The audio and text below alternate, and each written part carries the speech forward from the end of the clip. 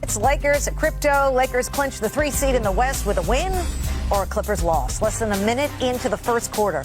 Luka Doncic, off that emotional big win in Dallas, has it in the post, throws a lob to LeBron James, who does the rest. The two stars once again showing off their already great chemistry in fine fashion. Later in the quarter, Lakers down 6. Doncic goes to work. He was 13 of 19 from the field in this one. Lakers down 4. 2 minutes left in the quarter. Doncic 5 of 9 from three-point range. He had 15 points in the first quarter, setting the tone. Second quarter, Lakers up 12. LeBron James. 14.6 assists in the first half. He would end up with 14 points in the entire game. 5 minutes left in the half. Doncic fights a pass over to a wide-open Dorian Finney-Smith, who drinks the 3. Take another look as Doncic is smiling as he passes to Finney-Smith, seemingly knowing he'll make the 3. Doncic, 39 points, 8 boards, 7 assists. Third quarter, 19-point LA lead. Keep an eye on LeBron as Austin Reeves passes it to him. Ball tipped away. LeBron comes up limping. Rockets, they'll go the other way, and Cam Whitmore will lay it in. LeBron in obvious discomfort. Take another look. You see LeBron grimace as he goes to step toward the ball. LeBron in dismay. Lakers call timeout. He is frustrated for obvious reasons. Then he starts stretching out on the bench. LeBron would not return. That's why he only had 14 points. Back to work for Reeves. 9 of 15 from the field. 23 points, 7 boards, 6 assists. Lakers win easy. LeBron in good spirits. JJ Redick, how's he feeling? He's fine. He's fine. Yeah, he's fine. Are you Eagles fan? Yeah. I didn't know that. Okay, cool. Yeah, I only root for winners. I only root for winners. The Eagles, Florida Gators.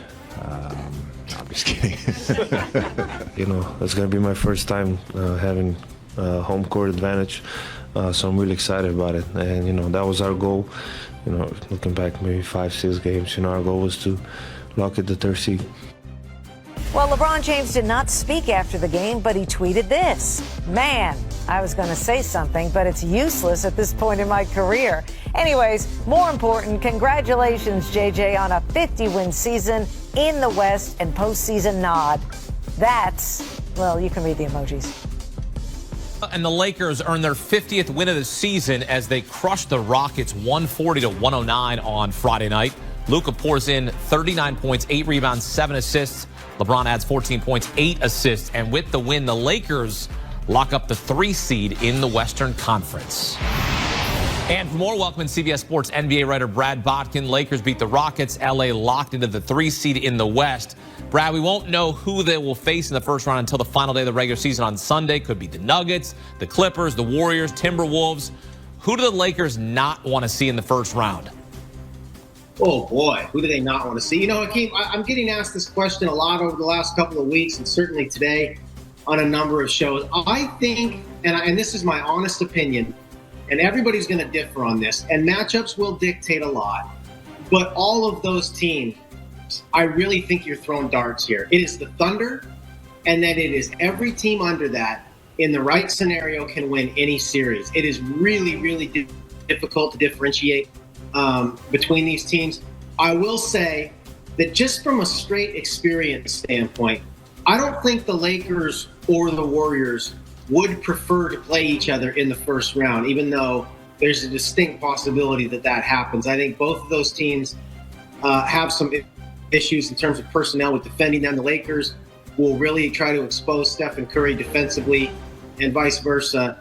The Warriors will go at Luka Doncic, and I think those two matchups and the inability of the Lakers, I think, to defend the Warriors over a 7-game series and chase Stephen Curry around, they've got some defensive holes. And I don't think anybody can defend the Lakers. So the Warriors, they believe that they can win a series on their defense alone. They really believe that with Butler and Draymond Green. I think the Lakers, of course the Thunder, but underneath the Thunder, I think the Lakers are the one team offensively that the Warriors would have to be worried about whether or not they could stop it. I don't think that either one of those teams would want to see each other in the first round. Yeah, for pure entertainment value, we'd like to see Lakers and Warriors because we don't know how many more Steph versus LeBron matchups we're going to get here rest of the way. But in terms of in terms of pure basketball standpoint, you're right. Any of these first-round matchups could either spell trouble for the Lakers or it could just be a walkthrough. Eastern Conference playoffs, meantime, are set. The Cavs are the top seed, followed by the Celtics, Knicks, Pacers, Bucks, Pistons, and then the teams in the play-in tournament, the Magic, Hawks, Bulls, and Heat. One of the juicy storylines is what the Knicks will do. They finished the regular season 0-10 against the top 3 records in the NBA, OKC, Cleveland, and Boston. No team in NBA history has won the title after going winless against the top 3 teams in the NBA during the regular season. The Knicks are going to play the feisty Pistons in the first round. For what it's worth, New York went 1-3 against Detroit in the regular season. Brad, what's your outlook for the Knicks in the playoffs, trying to find their way here? God, that doesn't sound good. It came 0-10 and then 1-3 against the team that you're playing. This is really, I think, one of the most interesting teams. The West in general is obviously way more interesting, but in the East, the Knicks are a team that went out and specifically built their team for the playoffs. And I'm a firm believer that the playoffs are a different story, a different game, a different mindset. Everything is different about it than the regular season. There's a chance to hit the reset button. There's a chance to catch some momentum in a first-round win. And then if seeds hold, they're going to get Boston in the second round. And that is specifically who Leon Rose and company designed that team to compete with. They went out and absolutely copied the Celtics blueprint in terms of perimeter defenders who can all switch, who can all guard multiple positions, and can all shoot the three. And so it's all about pure versatility. They spent a ton on Mikal Bridges specifically to continue outfitting their perimeter with two-way players along with OG Anunoby and Josh Hart. They copied the Celtics. They got the stretch shooting big with Karl Anthony Towns to match Kristaps Porzingis. They have the go-to playmaker from Jason Tatum to Jalen Brunson. They went out and did this to play the Celtics. So throw the 0-10 out the window. Throw the 1-3. Hopefully, if they can get past the Pistons, throw that out the window. This is the team to watch because it feels like they extended their runway a little bit. They're not a team that has to win right now, like the Sixers were trying to do, or the Suns were trying to do, or the Bucks are trying to do, where you've got older players and it is now or never. The Knicks do have a little bit of a runway here, and they designed it that way. But it's not Houston.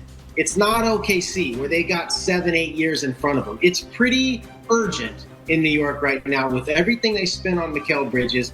I think Tom Thibodeau can end up on the hot seat if they flame out, certainly if they go out in the first round, but even if they have just a weak showing in the second round. So, again, I just think that the Knicks have the personnel. I'm somebody who believes that teams can flip the switch in the playoffs.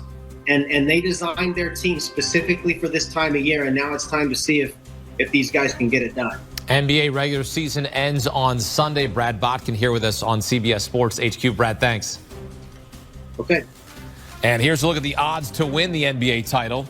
Thunder with the shortest odds at plus 165, followed closely by the Celtics at plus 175. That would be a fun NBA Finals, but if I had to say something, my Cavaliers right there at plus 550.